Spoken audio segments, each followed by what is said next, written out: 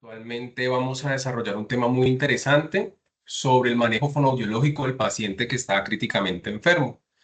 Actualmente vamos a tener este contenido, vamos a dar un recorrido sobre las principales funciones de un fonoaudiólogo en una unidad de cuidado intensivo. Luego abordaremos las generalidades del paciente críticamente enfermo, la principal expresión fonoaudiológica de estos pacientes es la disfagia. Vamos a ahondar un poco en lo que es evaluación e intervención, cómo se hace ese retorno seguro a la vía oral y cómo es la implementación del servicio como tal en una clínica de alta complejidad. Las preguntas las pueden dejar en el chat a medida que avancemos el webinar. Las contestamos al final. Igual también si pueden abrir el micrófono, levantar la mano y demás también. Bueno, eh, cuando hablamos de una unidad de cuidado intensivo, es importante encasillarnos o pensar siempre en que son pacientes que tienen una inestabilidad fisiológica y que requieren un soporte vital avanzado. ¿Cómo nosotros podemos entender esta inestabilidad fisiológica? Porque el paciente puede estar presentando, de acuerdo a su condición clínica, un compromiso respiratorio, donde el paciente requiera ya sea un soporte de ventilación mecánica invasiva, no invasiva, donde el paciente tenga una alteración de su nivel de conciencia o la función neurológica, porque hay una disfunción, una alteración que compromete la vida en la zona aerodigestiva, o porque el paciente requiere una dependencia, una monitorización y un soporte médico continuo. Entiéndase por soporte médico cuando el paciente incluso requiere de ciertos medicamentos, pues para hacer sus funciones orgánicas porque están gravemente comprometidos. Regularmente, estas alteraciones o estas inestabilidades generan alteraciones muy frecuentes en la comunicación humana, pero también en su proceso de alimentación y muy común también en el manejo de secreciones. Es entonces como el fonoaudiólogo es el encargado o se ha venido integrando progresivamente a los equipos de medicina intensiva y en esa integración da un aporte en cuanto a la evaluación, el diagnóstico y la rehabilitación de esas funciones aerodigestivas y comunicativas, tanto en un estado como debería de ser lo que llamamos normalidad, pero también como en lo que se conoce como la patología o la fisiopatología de estas alteraciones.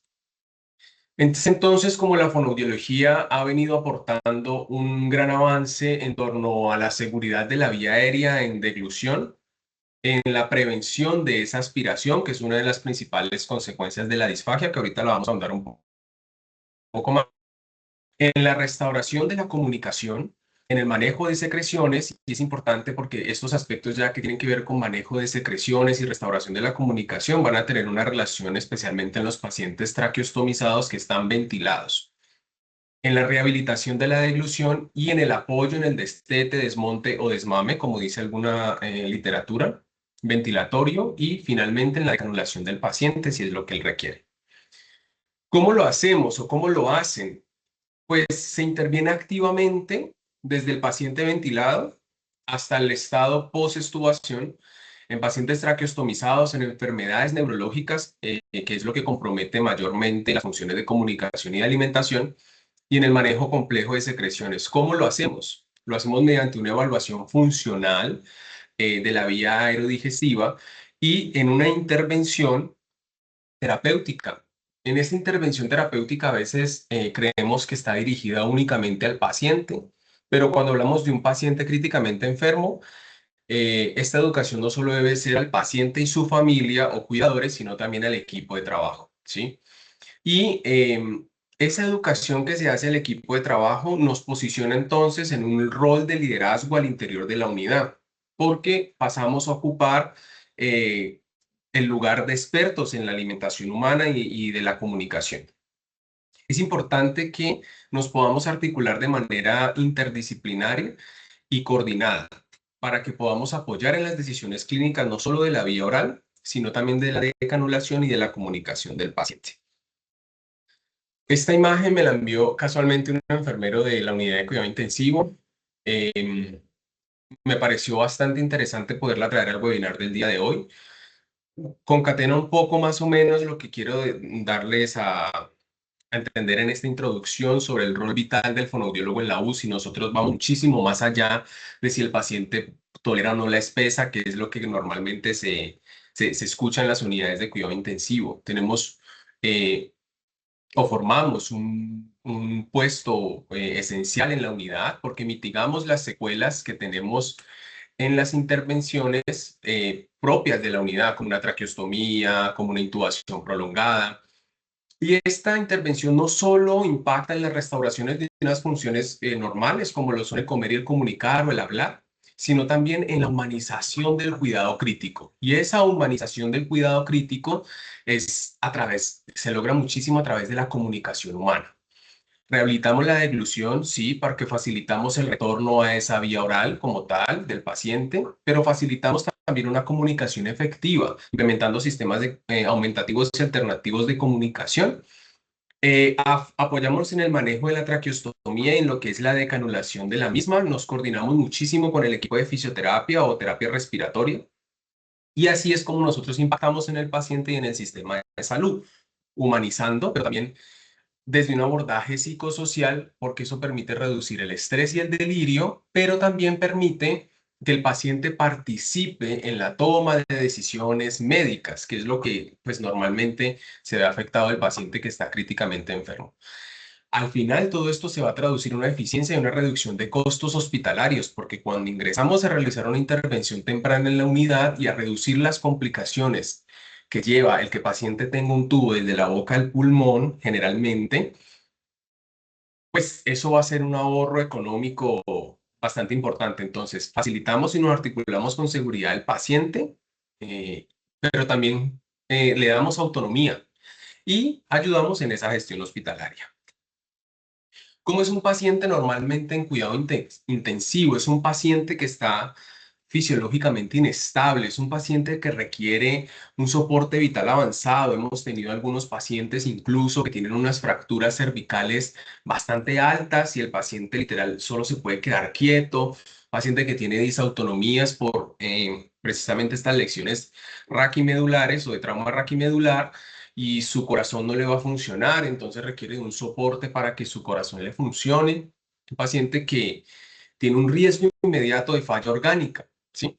Eso puede sugerirse o traducirse a una necesidad de ventilación mecánica invasiva, a una sedación bastante profunda, a que el paciente pueda requerir o pueda tener un compromiso neurológico y eso se va a traducir en una debilidad que adquiere el paciente en UCI porque constantemente está en la misma posición, el paciente pierde funcionalidad y eso lleva también a alteraciones sensoriales. El uso de medicamentos sedantes, opioides, bloqueadores neuromusculares, anticolinérgicos que se usan mucho en pacientes en cuidado intensivo, van a generar entonces depresión del reflejo de glutorio, pero también del reflejo de tos, disminuye los estados de alerta y reduce a su vez la sensibilidad faringe y laringia, lo que se sobreentiende que genera una disfagia conocida como la aspiración, cuando el contenido del bolo de cavidad oral, sea saliva o alimento, pasa al pliegue vocal y se dirige a la vía aérea inferior, o la penetración, que quiere decir que no pasa el pliegue vocal, pero se queda sobre todo el vestíbulo laringio. El paciente puede quedar con una dependencia ventilatoria y también pues con dificultades comunicativas. Eso nos puede llevar a desnutrición, a deshidratación, a la incidencia de neumonías aspirativas, que es la infección como tal que se genera teniendo en cuenta todos los criterios de infección como tal, secundaria esa dificultad y discapacidad y limitación funcional, que es como lo que nos confluye a todos los terapeutas en la intervención de cuidado intensivo.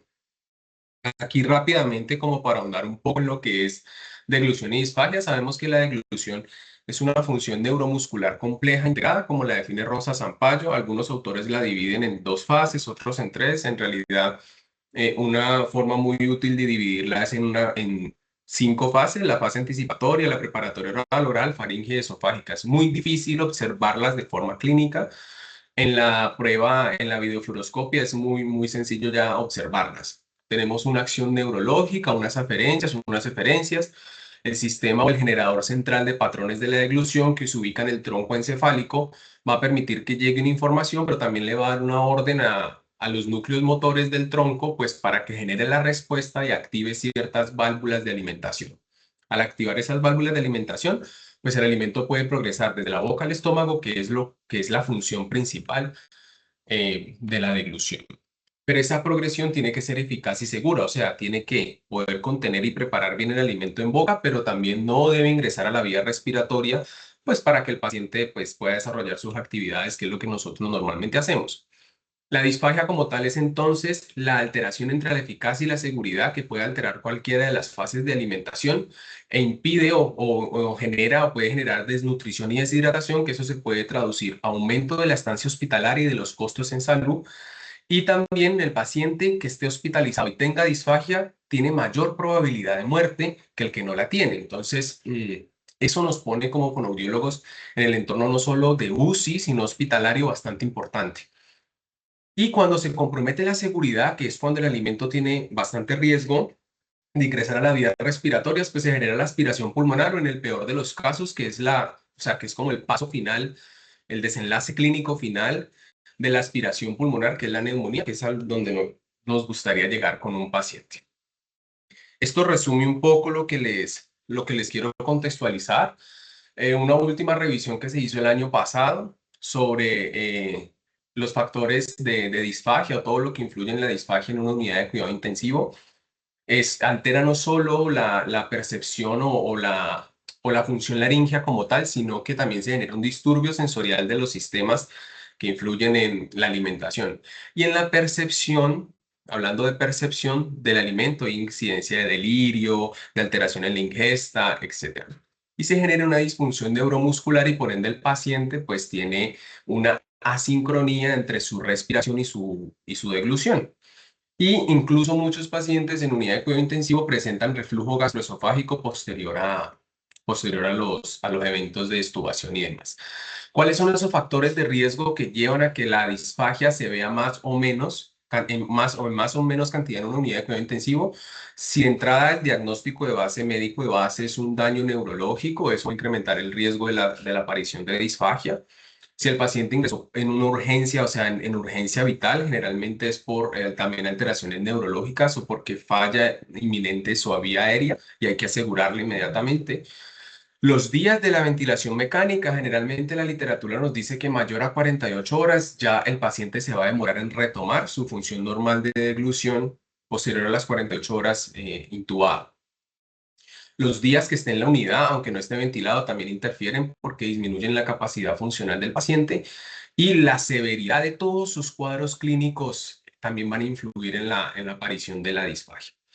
¿Cómo se evalúa? Se hace una evaluación al pie de la cama, pero también la evidencia recomienda siempre instrumentalizar, ya sea mediante un FIS o mediante una videofluoroscopia de la deglución. Generalmente son FIS, porque como el paciente críticamente enfermo poco puede movilizarse del cubículo, a no ser que vaya para procedimientos quirúrgicos, el FIS al lado de la cama pues permite confirmar muchísimo más la presencia y la ausencia, más que todo aspiración en la fase faríngea. ¿Cómo se maneja la disfagia en UCI? Estrategias compensatorias, que son las que conocemos normalmente, se adaptan texturas de alimentación y rehabilitación por fonoaudiología. Habla de una intervención de neuroestimulación, de una intervención farmacológica, que la verdad hay unos estudios bastante interesantes sobre eso. Principalmente en las complicaciones de disfagia postestubación, es uno de los principales factores de falla en la estubación de un paciente, que genera después complicaciones respiratorias bastante importantes. Se reporta una prevalencia entre el 12 al 19, al 69%, y esta prevalencia es mayor si es en pacientes neurológicos. ¿Y cuál es el mecanismo de la disfagia postestubación? Que se ha generado un trauma laringio por la presencia del tubo, pero también se ha generado una debilidad faríngea, una incoordinación en la respiración y la deglución, porque el paciente deja de respirar y tragar por sí mismo y lo hace asistido. Entonces, la musculatura y todas las estructuras de la cruzada aerodigestiva que no se usan, pues se atrofian. Y ese atrofio se da o también se relaciona con la neuropatía del paciente crítico. Cuando interrogarnos si el paciente crítico está presentando disfagia, cuando tose y esa tos es muy débil, cuando tiene un pobre manejo de secreciones, ya de entrada nos hace pensar que hay una alteración en el reflejo de glutorio. Cuando el paciente tiene una voz húmeda, eso generalmente se traduce a que hay presencia de secreción sobre el pliegue vocal y se escucha de forma húmeda. Y cuando el paciente tiene predictores, un compromiso neurológico o tiene predictores de neumonía aspirativa, que Susan Langmore los definió muy bien hace muchísimos años y ese estudio todavía sigue siendo vigente si el paciente es dependiente para la alimentación, el cuidado oral, si tiene POC, si el paciente tiene antecedente neurológico o si tiene sondas de alimentación. ¿Cómo?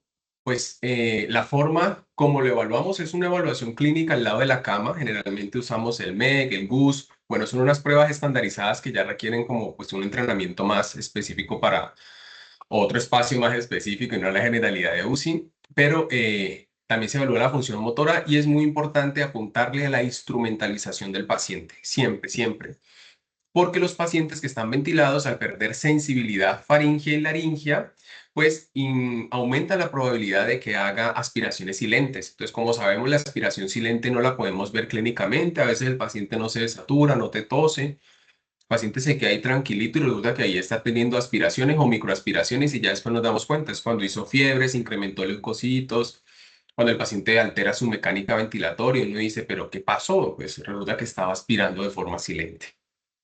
¿Para qué lo hacemos? Para prevenir precisamente la aspiración, para definir la seguridad de la vía oral o definir pues qué vía requiere el paciente, se ve más beneficiado junto con el equipo de nutrición y el equipo médico, y para apoyar en decisiones de extubación o de canulación en caso de las traqueostomías. Aquí les traigo unos ejemplos sobre, por ejemplo, la fibroendoscopia digestiva de la deglución, en la que está al lado izquierdo.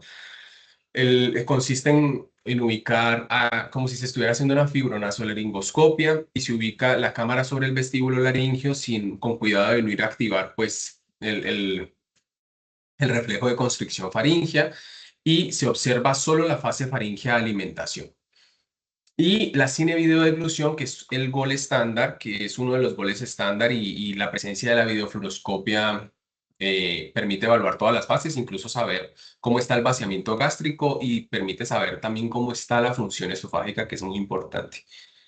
También estamos apuntando, o la evidencia nos apunta hacia un ultrasonido de la deglución. Se están adelantando investigaciones muy importantes sobre cómo el ultrasonido permite hacer una evaluación predictiva en la musculatura pues, que impacta o que participa activamente en la alimentación, como la musculatura suprayoidea, el grosor de la base de la lengua, se ve parte del velo del paladar y en algunos técnicas de ultrasonido, porque tiene unas técnicas, se puede ver incluso la progresión del bolo. Y el CES, que es una evaluación endoscópica estática de la deglución mediante cámaras intraorales. Esta imagen la tomé prácticamente de José Vergara, porque muestra muy claro lo que se puede ver en la cámara intraoral, que simplemente es una fotico, o sea, te muestra una fotico el momento, estático, no es funcional, sino estático, o sea, te muestra el momento. Y eso pues también a veces en la UCI se vuelve pues a veces un poco práctico. No hay evidencia pues que nos relacione directamente el uso de estas cámaras versus con la efectividad, por lo menos en el cuidado intensivo no. ¿Qué otra cosa hacemos específicamente en la unidad de cuidado intensivo? Intervención, por lo menos de las traqueostomías que tenemos ventiladas. Hace unos 3 añitos, 4 añitos se desarrolló un protocolo que se llama el protocolo de Sheva. El protocolo de Sheva fue diseñado para sabemos que en las traqueostomías que están ventiladas, lo que realmente necesitamos para saber si el paciente aspira o no es dar buen volumen de alimentación, bueno, de prueba o de bolo, y también en varios momentos, ¿sí? Para disminuir la probabilidad de que se nos dé un falso negativo, ¿sí? Y que sí o sí los protocolos del Blue o los protocolos azules son muy buenos identificando quién sí realmente está aspirando. Entonces, entre más se haga, como decimos acá en el servicio, entre más se haga, muchísimo mejor. Básicamente es una secuencia que establece volúmenes de acuerdo a la tolerancia y uno pues va aspirando o le dice al fisioterapeuta que le ayude con la aspiración y demás. Ese protocolo, si el paciente tolera el nemo desinsuflado, se le desinsufla. De lo contrario, pues también se puede avanzar con el nemo insuflado. También hay otras escalas que se usan más que todo para pacientes, o se hizo un estudio prospectivo en el 2019 sobre cómo podemos predecir mientras el paciente esté intubado si el paciente verdaderamente puede tolerar o puede fallar por una disfagia o por la severidad de disfagia. Este estudio hasta ahora solo fue probado en pacientes con ACV y se compararon dos escalas, una escala que mide la secreción o el manejo de secreciones, que generalmente le corresponde o generalmente te lo responde el fisioterapeuta, y una escala que compara la función oromotora o el OMF score.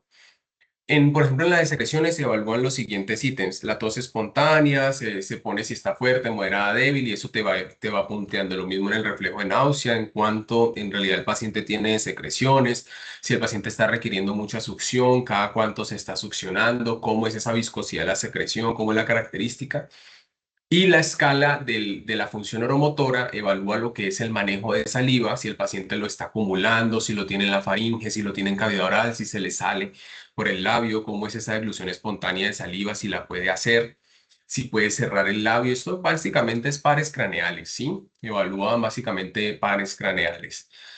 Estas escalas son independientes, no hubo una relación directa en estas escalas, pero lo más importante es que si ya con un dominio se analiza por dominio, no es acumulativa, es decir, si a mí toda la tabla me da 0, pero la otra tabla me da en deglución de saliva un 2, entonces ya inmediatamente pues hay que ir con cuidado porque ese paciente puede fallar en la extubación, ¿listo? O sea, no es acumulativa, no se suman entre ellas ni se promedian tampoco. ¿Hacia dónde se va a enfocar específicamente la intervención del fonoaudiólogo? En una unidad de cuidado intensivo nos vamos a enfocar hacia restaurar la encrucijada aerodigestiva. ¿Para qué? Pues para que el paciente se pueda comunicar, para que el paciente pueda tragar, para que el paciente respire de forma coordinada, no solo cuando esté hablando, sino cuando vaya a comer. Y para apoyar los procesos de decanulación que la evidencia nos muestra que la participación del fonoaudiólogo en el manejo de los pacientes traqueostomizados, pues acelera los procesos de decanulación y también disminuye los costos en salud. Al momento de valorar, hay unos criterios clínicos que uno como fonoaudiólogo puede observar y puede establecer un pronóstico desde el día uno. A veces decimos, no, no, espérate, yo lo miro, yo lo miro, yo lo miro, pero a veces sí, uno revalora todos los días que ve al paciente, que lo ideal es hacerle un seguimiento diario en la unidad de cuidado intensivo, es el paciente que más requiere asistencia por nosotros, pero también hay criterios clínicos que nos permiten ir sabiendo si el paciente va a estar bien o no, ¿sí? Susan Lagmore, el Logeman y la ASHA lo definen muy claro, y es que si el paciente está con un buen estado cognitivo, sigue instrucciones, si el paciente tiene un buen tono, si el músculo lingual por lo menos está activo, si no tiene una hipotonía muy severa, si el paciente en el control del bolo lo forma, lo retiene, si el paciente tiene activación del reflejo deglutorio, aunque se demore un poco, pero lo activa, si el paciente tose cuando va a tragar, a veces nos preocupamos porque el paciente traga y tose mucho, pues lo que nos ha demostrado la experiencia aquí en el servicio es que uno se preocupa más cuando el paciente no tose en realidad, porque la ausencia de tos, pues, eso sí es un poco más complejo de restaurar. Si el paciente comienza a tolerar al menos una consistencia sin mucho signo de riesgo, si el paciente puede hacer maniobras y comienza una estabilidad clínica, uno ya sabe que ese paciente va a estar bien, que por lo menos va a poder comer pronto, ¿sí? Si requiere y si se le enfoca bien su tratamiento. ¿Hacia dónde precisamente se le va a enfocar ese tratamiento? Pues ese tratamiento se le va a enfocar hacia reducir el riesgo de la aspiración y hacia optimizar su hidratación y su nutrición. ¿Cómo? Pues modificando alimentos, modificando posturas o maniobras, dando suplemento cuando el paciente lo requiera en compañía de nutrición y pues cuando sea, pues alimentación por sonda. Lo que siempre, siempre se sugiere es ir enfocando el manejo de ese paciente crítico. ¿Lo vas a compensar, lo vas a rehabilitar o vas a prevenir? Son tres enfoques bastante diferentes y pues que eso cambia muchísimo lo que se hace. Y ya la intervención que puede progresar por fases, hay mucha evidencia que nos establecen estas fases. En realidad, eso también se puede adaptar de acuerdo a lo que requiera el paciente. Si el paciente en realidad no puede comer y yo lo tengo que llevar de una vía alterna hasta una vía oral, pues yo lo hago de forma controlada, evaluando los criterios más o menos que vimos ahora y mirando la respuesta funcional. ¿Cómo? Pues haciendo que el paciente coma. O sea, pues uno rehabilita la deglución, simulando, en la medida que yo pueda simular actividades de alimentación desde si en lo posible, posterior a las primeras 24 horas post-extubación, hablando de un paciente que estuvo intubado, pues uno inicia de entrada siempre simulando actividades que son de alimentación como tal, ¿sí? Porque pues eso es lo que va a permitir generar una plasticidad y pues que el paciente en realidad se haga un aprendizaje motor. ¿Cómo comunicamos a veces con estos pacientes que, aunque estén despiertos, incluso se habla de un protocolo de movilización temprana? Fisioterapia tiene todo un despliegue de estrategias para abordar pacientes que están aún con el tubo adentro, ¿sí? O sea, que están aún intubados, pero pues se despiertan, caminan, salen, ¿sí? Eso se llama protocolo de movilización temprana. A veces hay pacientes que pueden estar ventilados, pero están despiertos, no necesariamente estando pues completamente sedados, si su condición clínica lo permite. Entonces, ¿cómo vamos a permitir que este paciente se comunique? ¿Por qué a veces comunicar o facilitar la comunicación en estos pacientes? Porque pues precisamente se comprobó que reduce el delirio, facilita o acorta el tiempo de estancia en UCI y permite que el paciente sea más autónomo y pues se va a recuperar muchísimo más rápido. ¿Cómo se puede hacer? Tableros de comunicación, se implementan sistemas aumentativos y alternativos de comunicación en el cual se pueda expresar necesidades básicas de acuerdo al paciente. Tuvimos un caso, un paciente que venía de una comunidad indígena. Entonces, el paciente estaba en la unidad de cuidado intensivo, estaba despierto, se ponía muy alterado, era porque él no entendía lo que le decían, pero tampoco él podía, o sea, no le entendían a él cuando le sacan el tubo y demás. Entonces ahí entramos nosotros a intervenir precisamente también, no solo la alimentación, sino también su comunicación. Se le diseñó un tablero de comunicación y pues eso pues se monta todo el sistema como tal de sistema aumentativo y alternativo y fue una experiencia la verdad bastante interesante. ¿Qué necesitamos para que el paciente pueda utilizar el tablero? Pues que tenga una alerta mínima y que tenga una intención comunicativa, que es muy importante, y que también pues tenga un canal motor o visual pues para que lo pueda ejecutar. Las válvulas fonadoras, hablando de pacientes ventilados, es una válvula unidireccional que va a permitir restaurar la presión subglótica, pero también el flujo translaríngeo. Es muy importante poder implementar estas válvulas fonadoras, incluso es cuando el paciente esté ventilado, porque lo que la evidencia nos dice es que cuando yo inicio la adaptación de estas válvulas en los pacientes, aunque estés ventilados, pues yo voy a cortar muchísimo el tiempo de ventilación mecánica, ayuda a restaurar la presión laringia y pues eso va a favorecer después a que el paciente pueda respirar por sí mismo, pues con toda su fisioterapia de tórax o toda su terapia respiratoria. ¿Cuándo se indica la válvula fonadora en un paciente ventilado? Cuando tolera el PUF desinsuflado o el neumotaponador. La literatura dice PUF, alguna. Cuando el paciente tiene tolerancia respiratoria, o sea, no se agita, el paciente tiene una estabilidad hemodinámica, que eso ya después se ven en otros parámetros que también es motivo de otra conferencia, pero muy importante que su vía aérea superior esté permeable, ¿no? O sea, que el aire pueda entrar y salir. El above good vocalization es una técnica que desarrolló la fonoaudióloga Sarah Wallace. Sarah Wallace estableció, ella veía que aunque que el paciente no toleraba el puff desinsuflado, o el neumotaponador desinsuflado. Entonces, claramente no era candidato a válvulas de fonación, pero seguía ventilado y estaba despierto.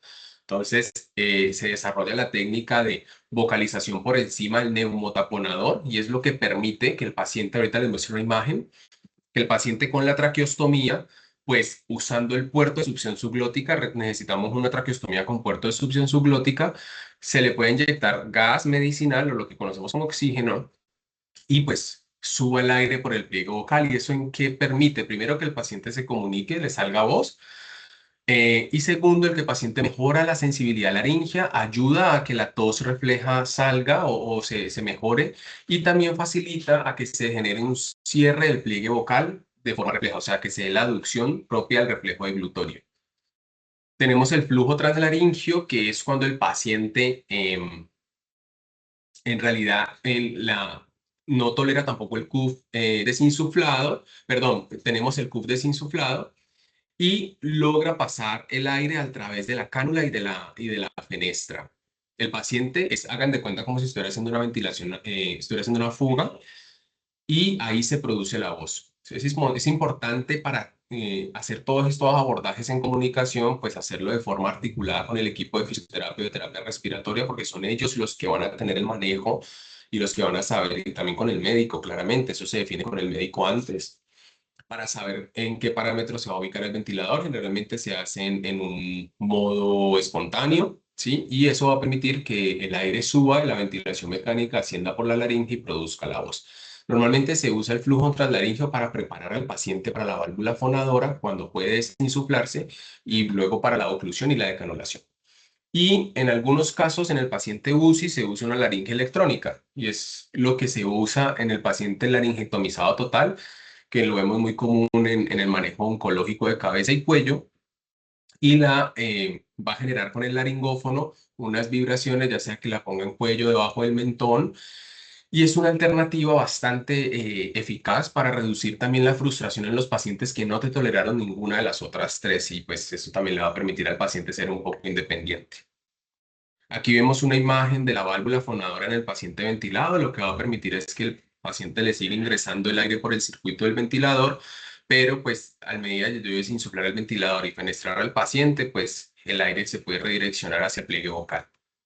En cuanto a al, la off-pump vocalization, primero se hace la succión del puerto subglótico y luego sí se puede redirigir el aire hacia la vía aerodigestiva, hacia la vía aerodigestiva como tal, con el neumo insuflado, que aquí vemos una de las principales diferencias con el uso de las válvulas.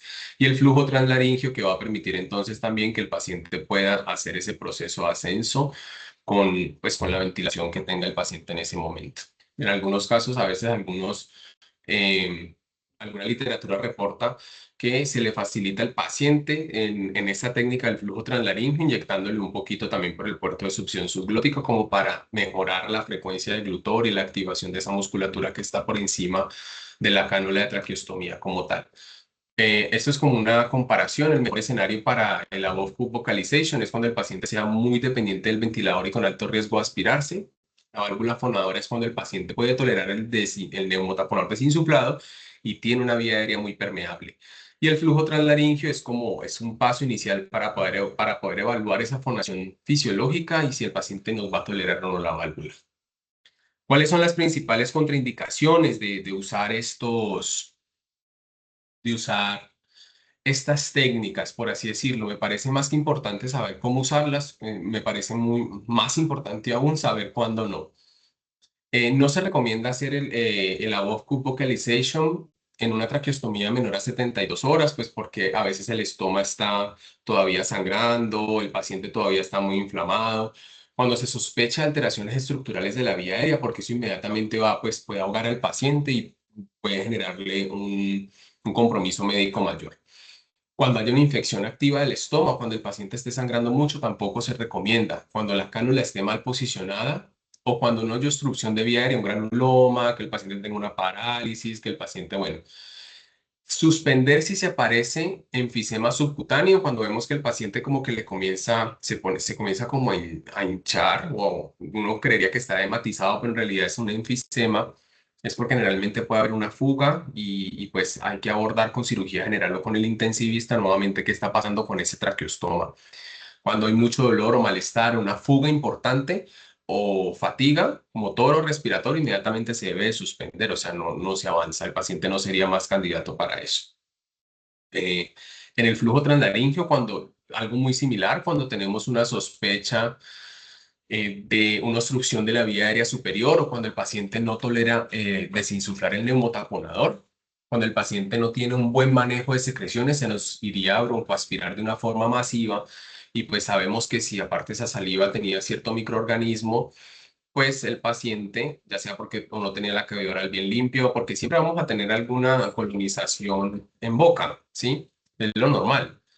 Entonces, eso incrementaría muchísimo el riesgo de neumonía aspirativa cuando el paciente tiene una estabilidad hemodinámica o cuando hay mucha dificultad también por el tamaño de la cánula. Y la válvula fonadora no se recomienda o está contraindicada cuando el paciente no tolera el neumotaponador desinsuflado. Todo esto que es estridor, estertor, un flujo turbulento cervical, eso nos hace sospechar una obstrucción de vía aérea superior. Entonces ahí lo que se hace es que se llama inmediatamente al otorrino pues para que instrumentalice al paciente y pues nos ayude como en el abordaje más estructural y anatómico de esas características. Cuando hay mucho paso de secreción de saliva a la vía aérea, pues por lo mismo que acabamos de hablar ahora, porque pues incrementa la probabilidad de infectarse.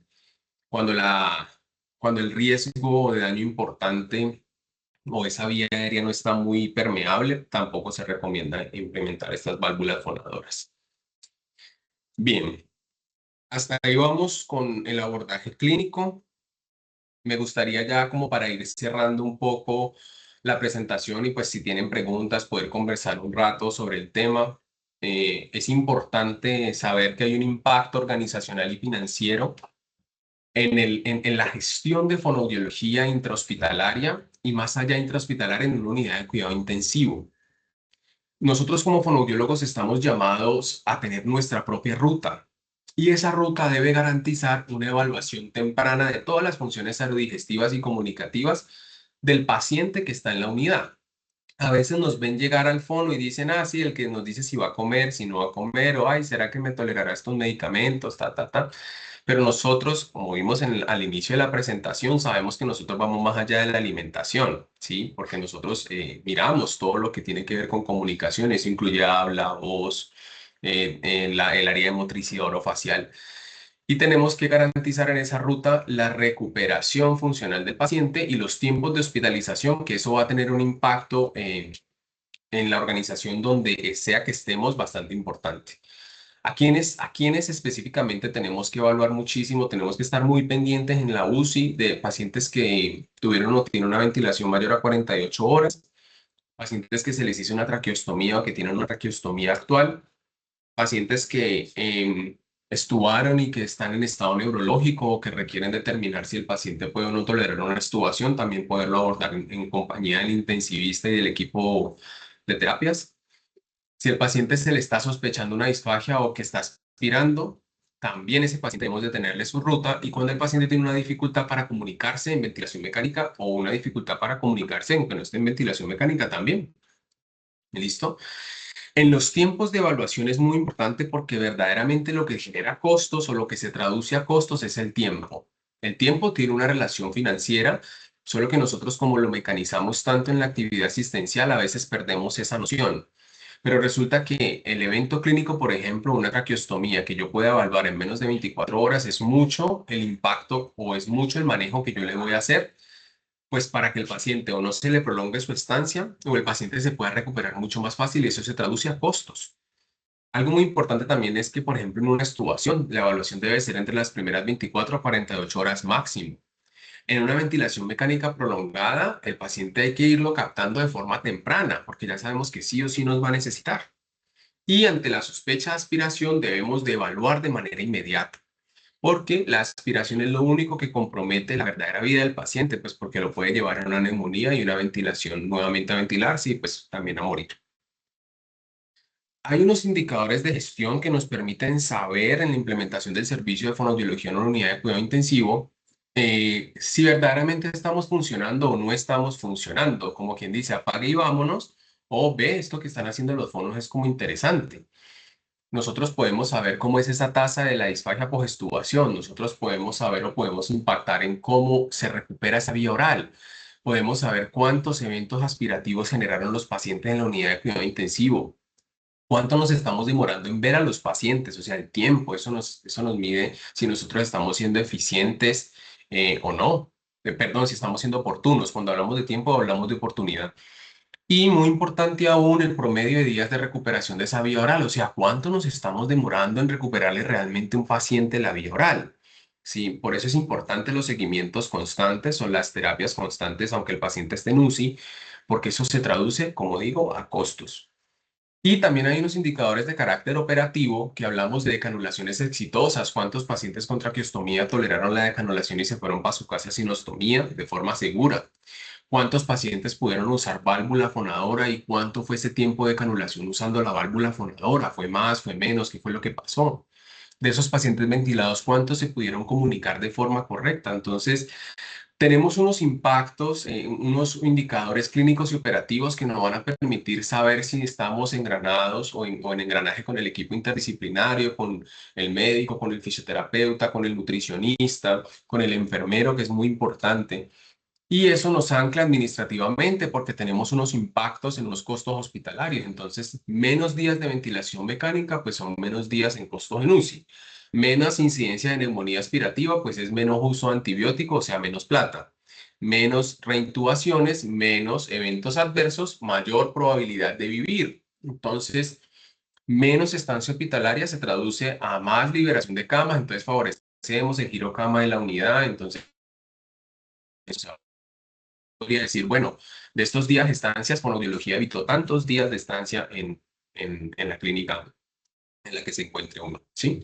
Entonces, a veces no dimensionamos nuestro ejercicio, nuestro rol como fonoaudiólogos y tendemos como a veces a entre menos nos miren mejor, pero antes por el contrario, saber que tenemos unos talentos y saber que con esos talentos podemos hacer muchísimas cosas y no solo en la UCI, sino en cualquier lugar de la clínica nos va a permitir a nosotros posicionarnos como primero, pues como alguien indispensable para el ejercicio, ¿no? Entonces, como que ya piensen, uy, no, yo no puedo hacer esto si no está el fono, necesito al fono, venga, no, esperen al fono a que él venga, tal. O sea, eso nos va a permitir ser una pieza muy clave, más allá, pues, del ego, nos va a permitir ser una pieza muy clave porque le podemos garantizar, pues, éxito, no solo al equipo, sino al paciente, que es lo que verdaderamente nos interesa.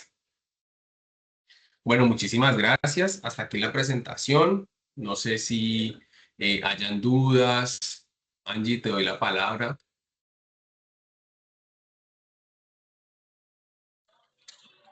Hola Manuel, ¿cómo Muchas estás? gracias. Hola, Dodo, ¿cómo vas? ¿Me escuchas? Sí, señor, sí lo escucho. Ah, bueno, no. Pues, muy buena, muy interesante la charla. Te felicito, me parece que fue un abordaje muy integral. Y bueno, yo tengo como algo que como aportar desde el punto de vista como para analizarlo, ¿no? Entonces, no, o sea, desde la visión del intensivista, creo que seguimos todavía demasiado inmaduros frente verdaderamente cuál es el verdadero problema que existe en este tipo de condiciones como son los trastornos de glutorio relacionados a los pacientes críticos, ¿no?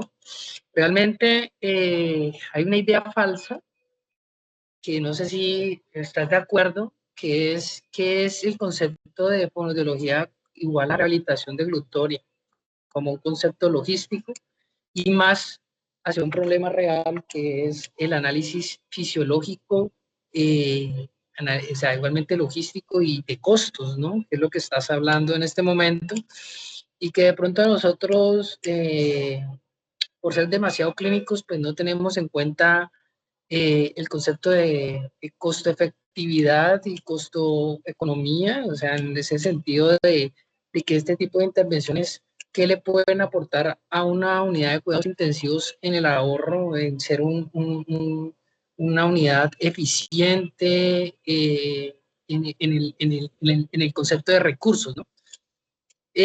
Paradigmas que de pronto se quisieran como romper es que de pronto muchas veces creemos que la rehabilitación del trastorno de glutorio se maneje bajo un mismo fenotipo, ¿no? Entonces, vamos a utilizar las mismas maniobras, las mismas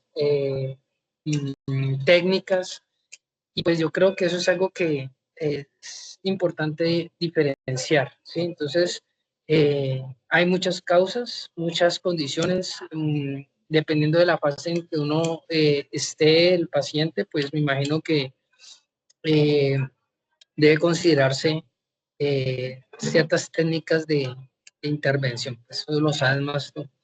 Entonces, pues no sé hasta qué punto has visto eso en tu experiencia.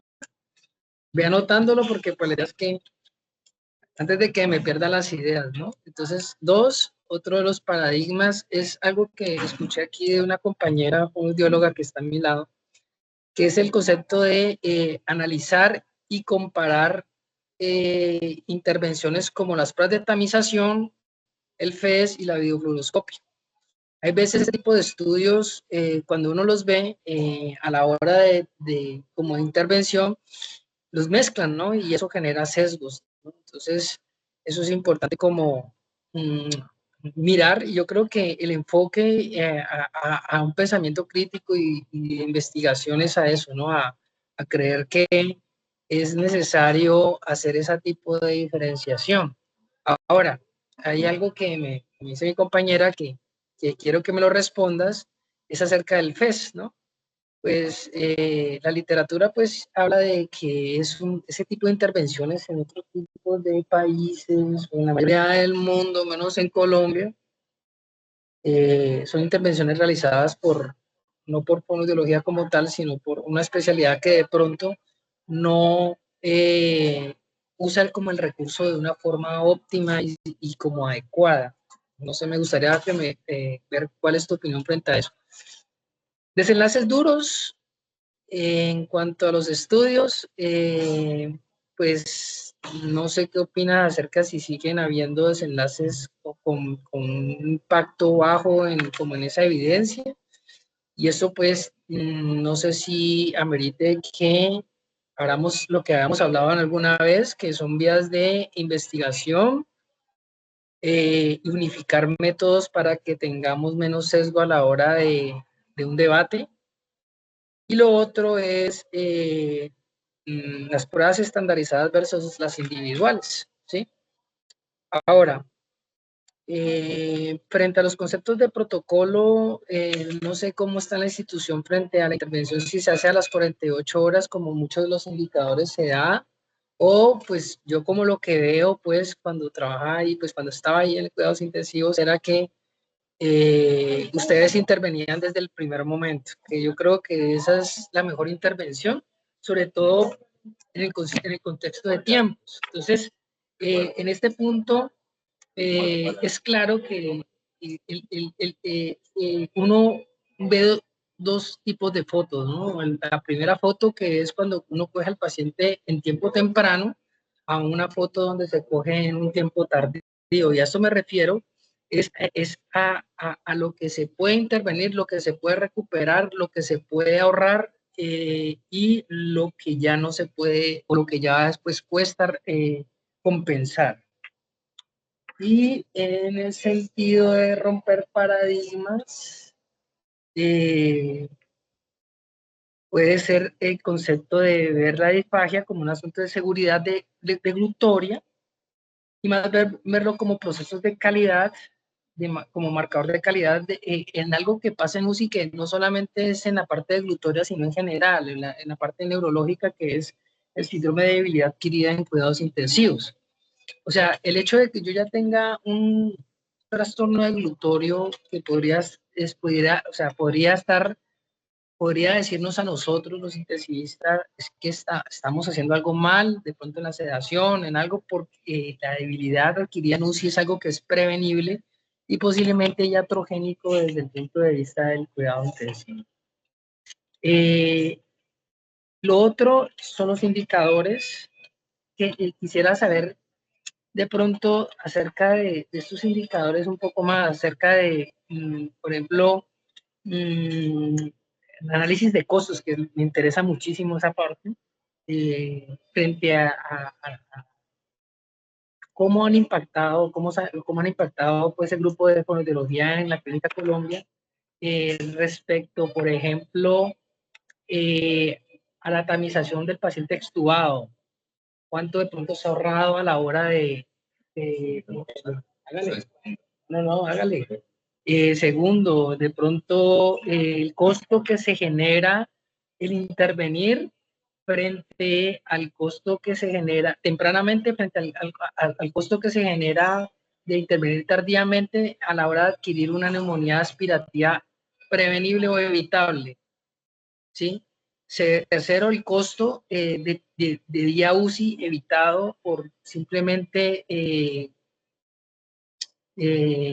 no hacer una intervención temprana, ¿sí? O, por ejemplo, el costo que se genera por el uso de antibióticos que se relacionan con la neumonía aspirativa y los días, por ejemplo, de costo, o el tiempo de costo, o el costo relacionado a los días que uno usa nutriciones enterales, que sabemos que desde el punto de vista económico también pueden llevar a un impacto a la hora de manejar una unidad de cuidado intensivo. Esas serían mis preguntas, Dios No, fueron Manuel. bastantes. Pero bueno, Tranqui la que yo las idea es apunté. que mejoremos, o sea, que se genere el debate. Sí, bueno, muchísimas gracias, Doc. El doctor Arango es uno de los intensivistas de acá en la clínica, que desde el día cero a la llegada o desde el servicio ha apoyado muchísimo al servicio de fonoaudiología y pues muchas gracias por estar aquí, Doc, y por las preguntas. Sí, bueno, en cuanto a las intervenciones individualizadas, precisamente uno de los enfoques, o por lo menos dentro del protocolo de deglución en la Clínica Colombia, es individualizar al paciente. Tenemos unos tamizajes, que el tamizaje se le aplica incluso a las poblaciones sanas, ¿sí? Pero ya la evaluación formal es individualizada. Como resultado de esa evaluación formal, es que nos permite establecer qué es lo que verdaderamente necesita el paciente, no solo en modificación de textura, o sea, la modificación de la consistencia como tal es una parte de todo el tratamiento que se despliega de fonoaudiología para abordar estos pacientes. La maniobra, por ejemplo, que le sirve al paciente de, por decir, Pepito Pérez, no es la misma maniobra que le va a servir al paciente Arnulfo. Son diferentes. ¿Por qué? Pues porque tanto puede que la etiología como el comportamiento de la disfagia sea diferente. O sea, todos dos tienen disfagia, pero es como si tuviera 5 pacientes con Parkinson. Todos tienen Parkinson, pero algunos van a tener disartria, otros no, otros van a tener disfagia, otros no. Otros van a ser más severa que la otra, otro me va a tolerar 3 consistencias, el otro 2, el otro no me va a tolerar nada, el otro se fue de gastrostomía. Entonces, sí, al paciente se le debe de evaluar, hay que romper con esa idea de que entonces todos van a tragar y toser y a soplar porque esa es la maniobra, no. Incluso para yo poder maniobrar de forma adecuada, yo tengo que instrumentalizar al paciente, ya sea por un FIS o por una videofluoroscopia, ¿sí? Para saber si verdaderamente mi maniobra está funcionando. Mucha evidencia ya está relacionando ciertas maniobras con cierto compromiso en especial.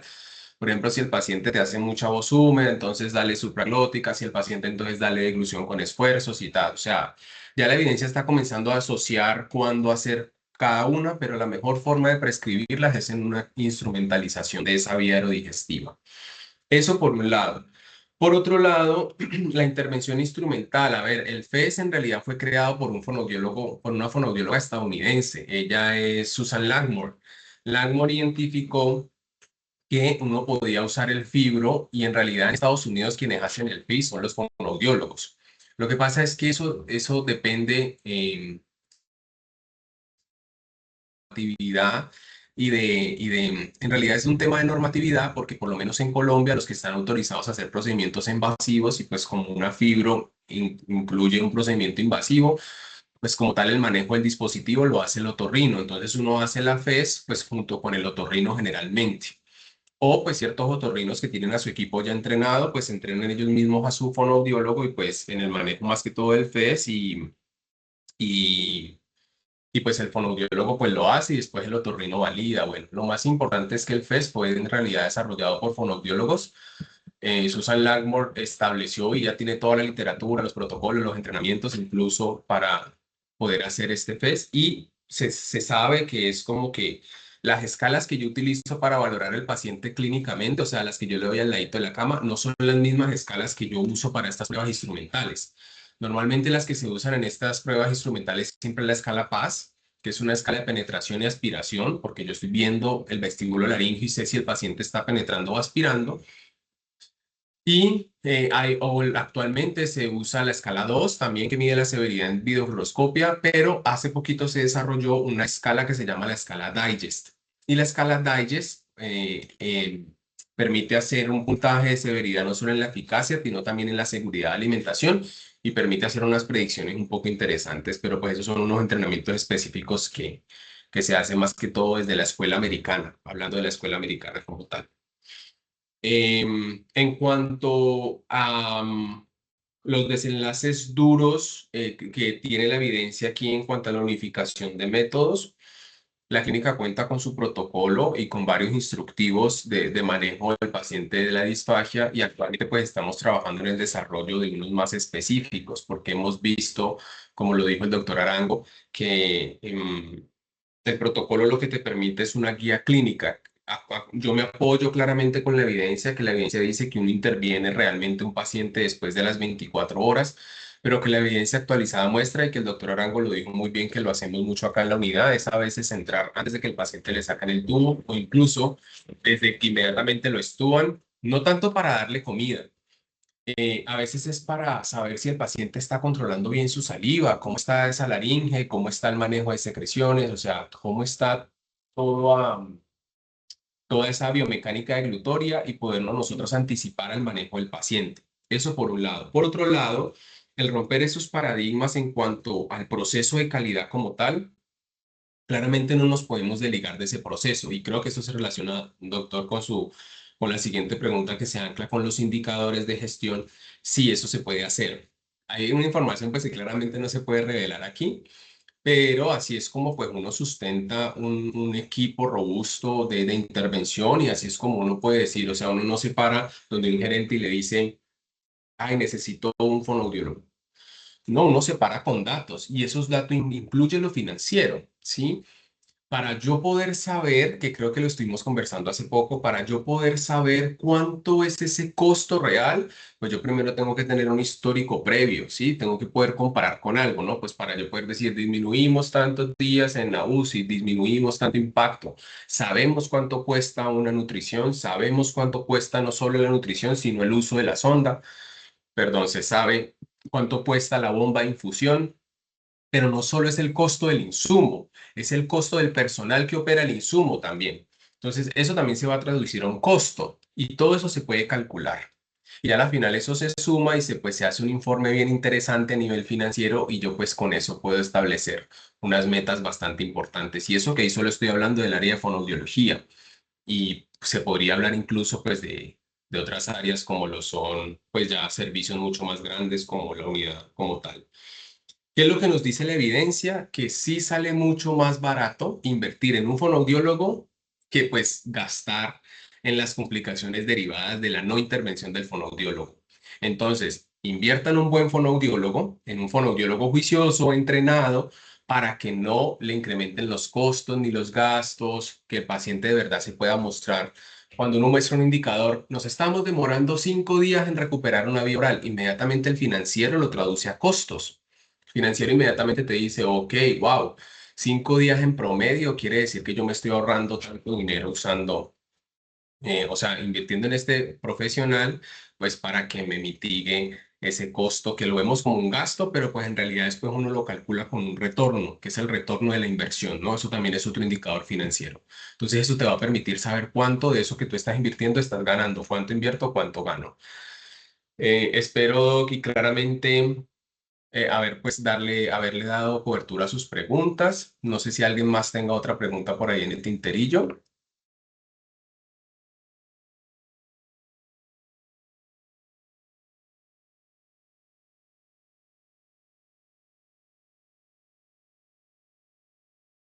No sé, Angie, si entonces ya vamos cerrando.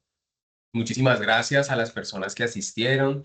Eh, Esto es un ejercicio de todos los días. La idea siempre es pues facilitar la aproximación más que todo científica. Como decía el doctor Arango, es importante desarrollar investigaciones porque la disfagia a veces se vuelve algo camuflado y más que todo en la unidad de cuidado intensivo. Si bien lo decía el doctor, a veces no sabemos si le estamos metiendo mucha sedación, si no, y pues claramente si hay un impacto de todos estos medicamentos en la función de glutoria, incluso no solo en el paciente UCI, sino en paciente que usa, por ejemplo, mucho antihipertensivo oral y demás, se reportan disfagias más mecánicas por serostomía, bueno, dificultades que tienen que ver con el uso crónico de ciertos medicamentos, también eso impacta. Entonces, se vuelve muy complejo a veces estudiar el tema de la disfagia porque pues, es algo muy complejo de analizar cuando no instrumentalizas, pero también porque la disfagia no solo tiene una causa. Hablamos de etiologías neurogénicas, pero también hablamos de etiologías mecánicas. Por ejemplo, cuando el paciente tiene un divertículo de Senker, cuando el paciente tiene una fístula traqueosofágica, cuando el paciente tiene un CA en lengua y le hicieron una glosectomía. También hablamos de unas disfagias generadas propias por la iatrogenia, como es la posestuación o la que genera después de una radioterapia. Y también hablamos de unas disfagias de origen funcional, como la presbifagia, que es el deterioro propio de la edad, pero también hablamos de algunas disfagias funcionales, ¿sí? Y es importante, pues, que al momento Ay, gracias. Saludos también. En el chat están diciendo que saludos desde Argentina. Un saludo, colega, un abrazote. Lo otro es que este es importante porque como la disfagia tiene muchas causas o una variación etiológica, al momento de hacer la investigación hay que ser muy rigurosos en el método científico en poder, o sea, en poder clasificar muy bien, porque no es lo mismo la disfagia faríngea por neurogénica que la disfagia faríngea por mecánica. Son completamente diferentes, son completamente abordajes distintos. Entonces, bueno, la invitación es a esa, poder investigar más y pues a seguir trabajando. Dale, si no siendo más, bueno, muchísimas gracias para todos. Clínica Colombia. Salud para todos.